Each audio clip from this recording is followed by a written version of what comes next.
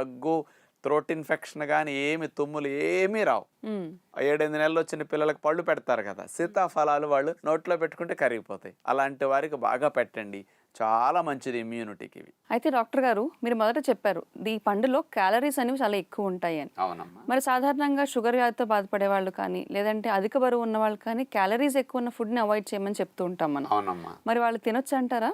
సన్నగా అయిన తర్వాత సీతాఫలాలు తింటామంటే మళ్ళీ అప్పుడు మన కోసం కాయవు కదమ్మా. అవును. అందుకని లావుగా ఉన్న వారందరూ సీజన్ మిస్ చేసుకోకుండా సీతాఫలాలు తినండి, బరువు పెరగకుండా తినండి అంటా నేను. ఎలా తినాలి?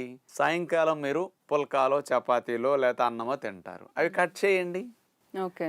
2 సీతాఫలాలు 3 సీతాఫలాలు తినేసి ఏ బొప్పాయ పుచ్చకాయ పొట్ట నింపేస్తే అయిపోయా. అంటే ఇంకొకటి తగ్గించాలి, ఇది తినాలి. షుగర్ వ్యాధి ఉన్న వారు కూడా 3-4 తినకూడదు, కానీ ఒక సీతాఫలం రోజు తీసుకున్నా పెరగదు. వీళ్ళు ఎలా